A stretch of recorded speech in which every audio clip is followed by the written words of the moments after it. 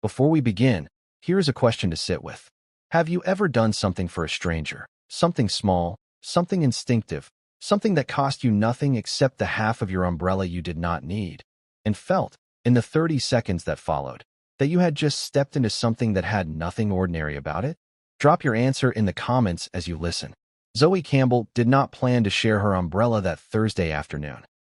She had not planned anything about that Thursday afternoon except getting from the coffee shop on Peachtree Street to the parking garage on 5th without destroying the portfolio she had spent the past 3 days preparing and which was currently held against her chest under her arm in a way that left exactly one hand free for the umbrella. The rain had started without warning. Atlanta rain in October did that. Arrived not as a gradual suggestion, but as a full commitment, the kind that turned a city block into a river in 4 minutes and left anyone without cover looking at the sky with the specific betrayed expression of someone who checked the forecast that morning and was told nothing about this. She was halfway between the coffee shop and the garage. She had the umbrella. The man beside her on the sidewalk did not. She looked at him for exactly 1 second. He was tall, dark coat. The specific quality of someone who was pretending, with more success than most people managed, that the rain did not bother him. She moved the umbrella 2 inches to the right. She did not say anything. He looked at her. She kept walking.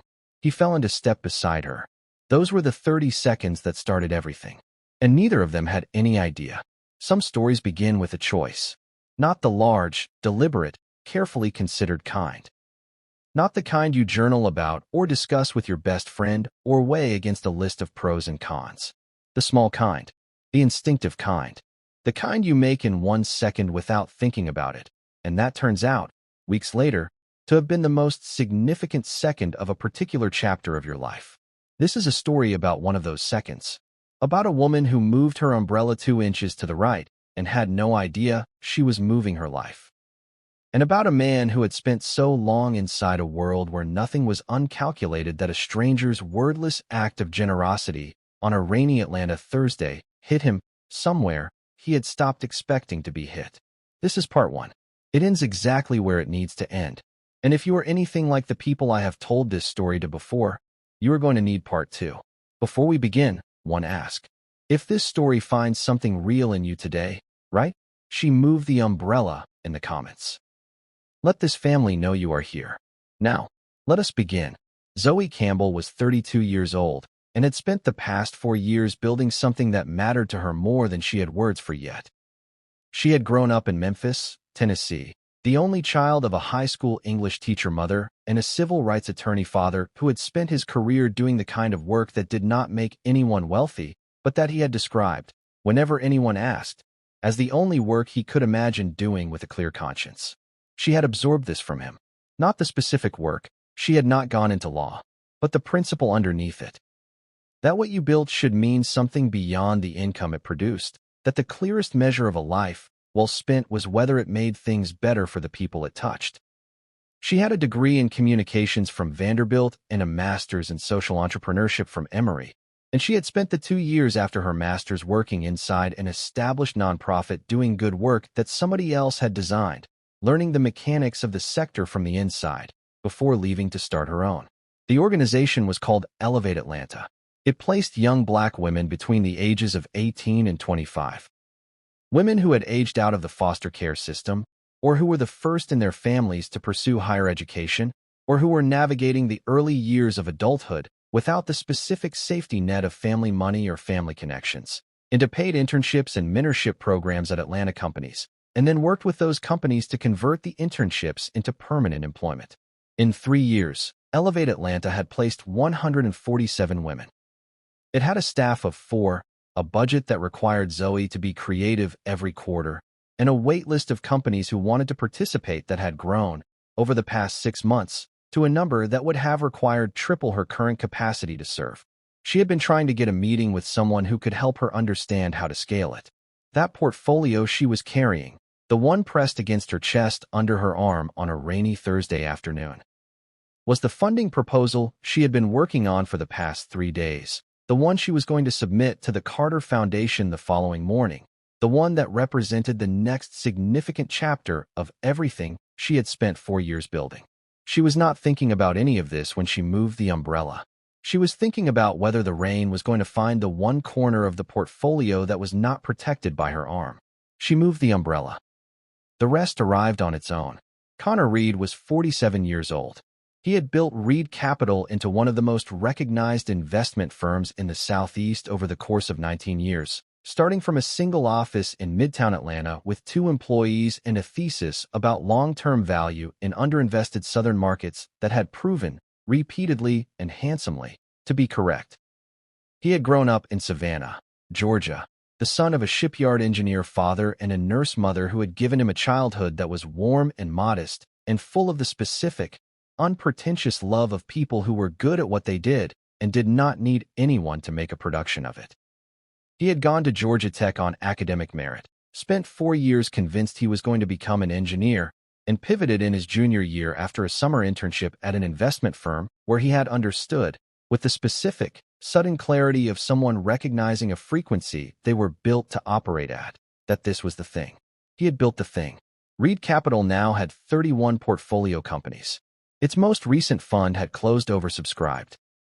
His name was known in the rooms where these things were discussed, and he had, by his own accounting, been the luckiest person in approximately every situation that had ever required luck.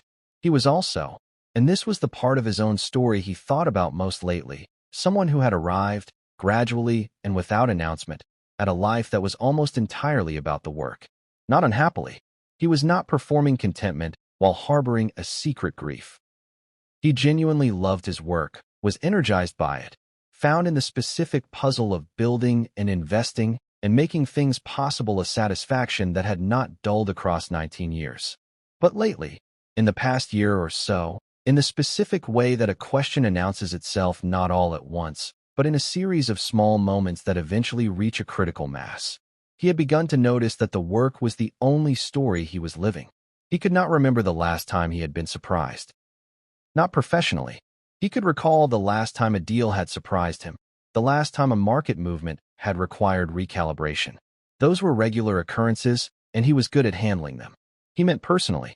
He could not remember the last time something had happened to him, not something he had arranged or anticipated or been briefed on, but something that arrived from outside his own plans and found him in the middle of it before he had a chance to prepare. He had been thinking about this on the Thursday afternoon in October when he stepped out of his meeting at a Midtown Atlanta office building, looked at the sky, understood that the forecast he had checked that morning had been wrong, and stood on the sidewalk in an expensive dark coat with no umbrella and the specific expression of a 47-year-old man who runs a billion-dollar fund and cannot control the weather. He had not called his driver. He had decided to walk, which was, in retrospect, the first uncalculated decision he had made in months. She noticed him the way you notice someone when you are not trying to, peripherally, as part of the landscape of a rainy Atlanta block. Tall, dark coat. The rain was hitting the shoulders of it, and he was walking with the specific, contained quality of someone who had decided that this was fine and was implementing that decision with more dignity than the situation strictly required. She had half a second to make a decision. She made it. She moved the umbrella 2 inches to the right, not toward him dramatically, not with a gesture or an offer or an explanation, just a small, quiet expansion of the covered space that said, without saying anything, "There is room here if you would like it." He looked at her. She was already looking forward. There was a beat, that specific half-second in which a person decides whether to accept something. And then he fell into step beside her, matching her pace with the natural ease of someone who walked quickly and had already read that she did too. They walked in silence, not uncomfortable silence. The specific, comfortable silence of 2 people who have arrived at an implicit agreement and are honoring it without needing to discuss it. Half a block passed.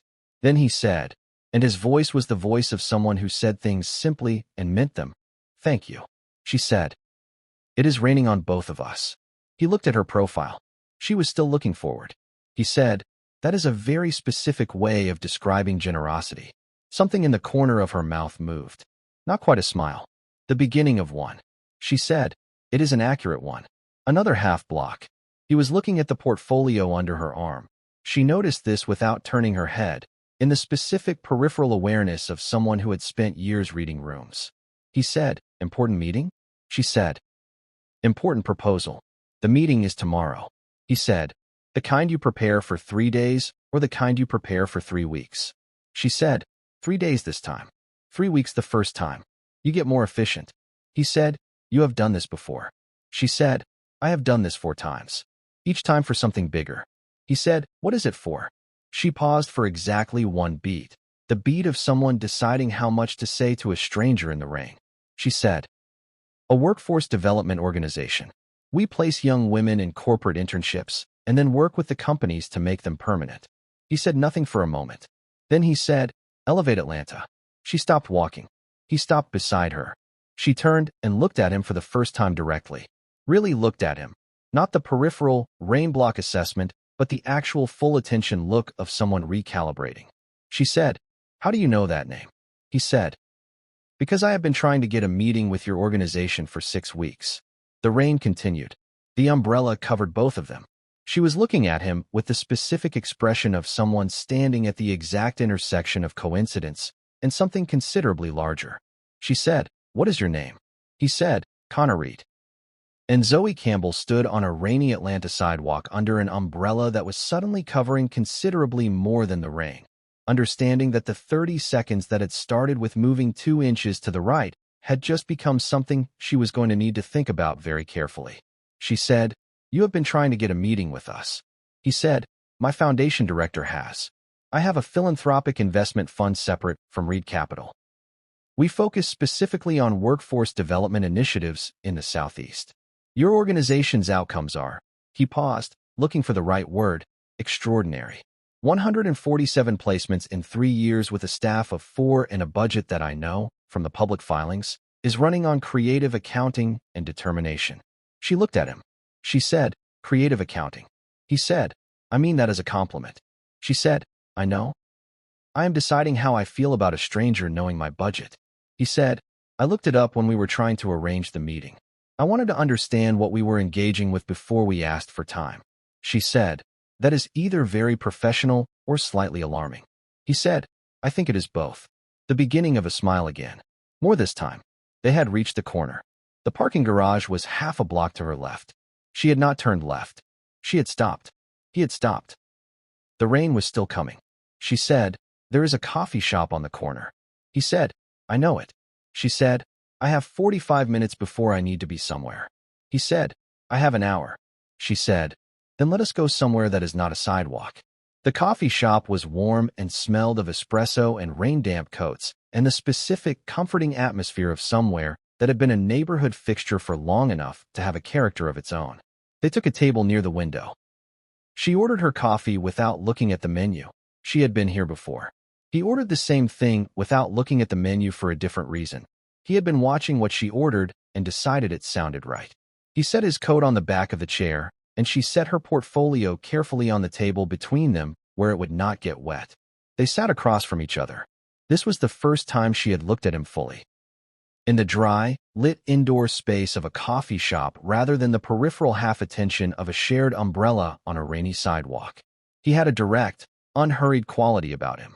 The specific quality of someone who did not fill silences unnecessarily and did not need the room to be arranged around his comfort. She had the quality she always had. Warm and precise and entirely present. The full attention of someone who had spent years in conversations where being fully present was the primary tool she had. He said, tell me about Elevate Atlanta. Not the proposal version. The version you would tell someone who already understood why it mattered, and you were just telling them what it actually is. She looked at him for a moment. Nobody asked her that question. The proposal version was the version she had been giving for 4 years. The version that led with the outcomes and the data and the specific, compelling narrative structure that a funder needed to receive to make a decision. It was true. Every word of it was true. But it was organized for persuasion. What he was asking for was different. She told him. She told him about the first woman she had placed. A 20-year-old from the Vine City neighborhood who had aged out of foster care at 18, who had been working 2 minimum-wage jobs and sleeping on her cousin's couch, who had arrived at the Elevate Atlanta office with a backpack and a resume that had nothing on it except those 2 jobs, and who had, 12 months later, accepted a permanent position in the marketing department of a technology company that came with health insurance and a retirement account and the specific, structural dignity of something that was hers. She told him about the conversation she had had with that woman on her first day of the permanent role, how she had called Zoe from the parking lot of the office building before she went in because she needed to tell someone that this was real. She told him about the night she had driven to a hospital at 2 in the morning because one of the women in the current cohort had gone through a crisis, and the only person she had called was Zoe. She told him about what it actually cost to run an organization like this. Not the budget line items, but the specific weight of being the infrastructure for someone's possibility when the possibility was real and the infrastructure was thin. He listened, all the way through, not with the polite attention of someone who was waiting for the relevant information to arrive, with the full attention of someone who was receiving what she was saying as exactly what it was. When she finished, he was quiet for a moment. Then he said, "The woman in the parking lot." She said, "Yes." He said, "That is the story. Not the 147. That one." She looked at him. He said, "Because that is what you are actually building. Not a program. A specific kind of morning. The kind where a woman is sitting in a parking lot about to walk into the future she built for herself, and the only thing she needs in that moment is someone to tell that it is real." She was quiet. He said, "I think that is the most important thing anyone in this city is doing right now." She looked at him across the coffee table. She said, "You have been trying to get a meeting with us for 6 weeks." He said, "Yes." She said, "Why did your foundation director not tell me who the meeting was with?" He said, "Because I asked her not to. I did not want the meeting to be about the name. I wanted it to be about the work." She sat with that for a moment. She said, "That is either very thoughtful or very strategic." He said, "I think it is both." He said it with the specific warmth of someone returning a joke and meaning it simultaneously. She smiled. Full this time. The first full smile he had seen, and it was, he would think about later, the kind of smile that reorganizes something in a room. Midpoint question for you. Have you ever been in a conversation and understood, somewhere in the middle of it, that something was happening that was not going to stop at the end of the conversation? That whatever this was, it was going to continue regardless of whether you were ready for it? Drop your answer below. They had been in the coffee shop for an hour and 15 minutes. Neither of them had looked at a phone. This was not something Connor Reed did. He was the specific kind of person whose phone was always accessible and partially attended to, not from rudeness, but from the ingrained habit of 18 years of being someone whose absence from his inbox had measurable consequences. He had not looked at his phone. He asked her about Memphis. She had mentioned it once, briefly, in passing, and he had noted it and come back to it in the specific way of someone who was actually tracking what was being said rather than waiting for the next relevant data point. She told him about her father's cases, about watching him prepare for trials at the kitchen table on Saturday mornings when she was 8 years old, spreading documents across the table and explaining each one to her in the patient, serious way of someone who believed that children deserved real explanations. She said, "He taught me that the most important thing about any situation was understanding whose perspective you are not yet seeing." He said, "There is always a person in every story who is not in the room and who would change everything if they were. Find that person." Connor was quiet for a moment. Then he said, "That is why you built Elevate Atlanta." She said, "What do you mean?" He said, "You are finding the people who are not in the room. You are putting them in the room. That is the whole thing." She looked at him. She said, "Yes. That is exactly it. I have never heard anyone say it that simply before." He said, "Your father's explanation was simpler." She said, "He always was." She said it with the specific warm light that enters a person's voice when they talk about someone they love and admire, and Connor noticed it the way he had been noticing everything she did in the past hour, with the full, quiet attention of someone who was paying a different kind of attention than he usually paid to things. He told her about Savannah, about his father at the shipyard, and the specific, unhurried dignity of someone who took pride in building things that lasted, about his mother at the hospital, and the particular quality of someone who showed up for people at the worst moment of their lives with the full warmth of someone who had decided that the worst moment was exactly when full warmth was most required. He said, "I have been doing this for 19 years, and I am genuinely good at it, and I find it genuinely meaningful. But I have not built anything with my hands since I was 12 years old helping my father with a project in the garage, and I think about that sometimes, about the specific satisfaction of something you can touch at the end of the day." She said, The woman in the parking lot. He looked at her. She said, "That is the thing you can touch. You do not build it, but you make it possible. Every placement is something someone can touch at the end of the day." He was quiet. She said, "That is why you have been trying to get the meeting. It is not just the outcomes data." He said, "No, it is not just the outcomes data." She said, "What is it?" He said, "I think it is what you just said, that you are building something specific people can touch. And I have spent a long time building things that produce returns on paper, and I am." He stopped for a moment. "I am trying to build more things that produce mornings in parking lots." The coffee shop was quiet around them. The rain had stopped at some point during the conversation. Neither of them had noticed. She was looking at him across the table with the specific, evaluating attention of someone who is deciding whether the thing they are seeing is what it appears to be or whether it is a very skilled version of something else entirely. She had been in enough funding conversations to know the difference. This was not a funding conversation. It had been a funding conversation for approximately the first 9 minutes. Then it had become something else. She was not yet ready to name what. She looked at her phone for the first time. He watched her expression shift through the specific microsequence of someone registering the time and recalibrating. She had 20 minutes. She said, "I have to go." He said, "I know." She started to gather herself. The portfolio, her coat, the umbrella folded on the table between them that had started everything 45 minutes and an hour ago on a rainy Atlanta sidewalk. She picked up the umbrella. He said, "The proposal." She paused. He said, "For the Carter Foundation. Tomorrow morning." She said, "Yes." He said, "I want to say something, and I want you to hear it in the right way." She looked at him. He said, "The Carter Foundation is a good choice. They do good work, and they will see what you have built and understand it. But when you are ready, after tomorrow, after the Carter conversation, in your own time, I would like the meeting that my foundation director has been trying to arrange for 6 weeks. On your terms. For as long or as short as you want it to be." He paused. He said, "And I want to be clear that I am asking for 2 completely separate things, and I understand that they are separate. I am asking for the meeting because what you are building deserves more resources than your current budget allows, and I think we can help with that. I am asking to see you again because—" He stopped.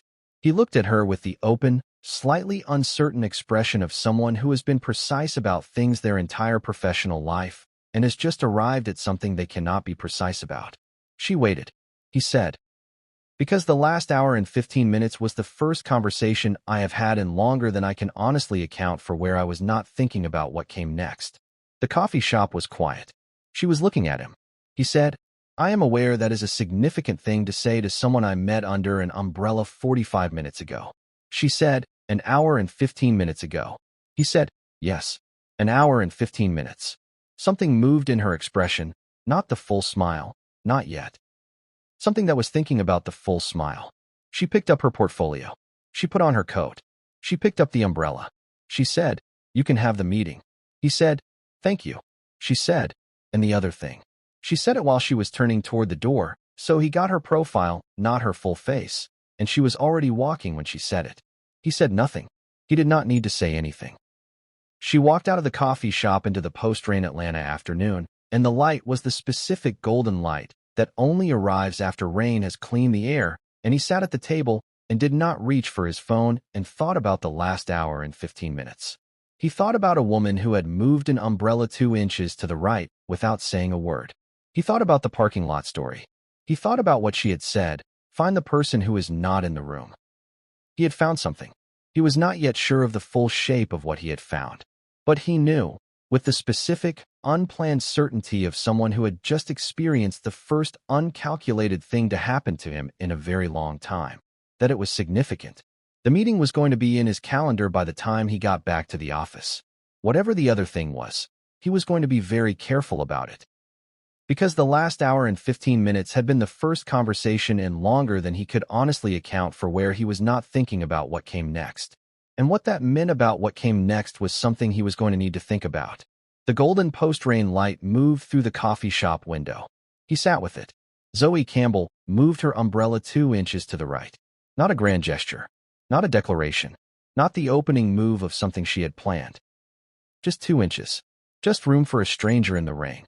What she could not have known, what neither of them could have known, was that the stranger was going to know the name of her organization, and that knowing the name was going to lead to 45 minutes on a sidewalk in a coffee shop that turned into an hour and 15 and a conversation that was not the conversation either of them had prepared for, and that he was going to say to her.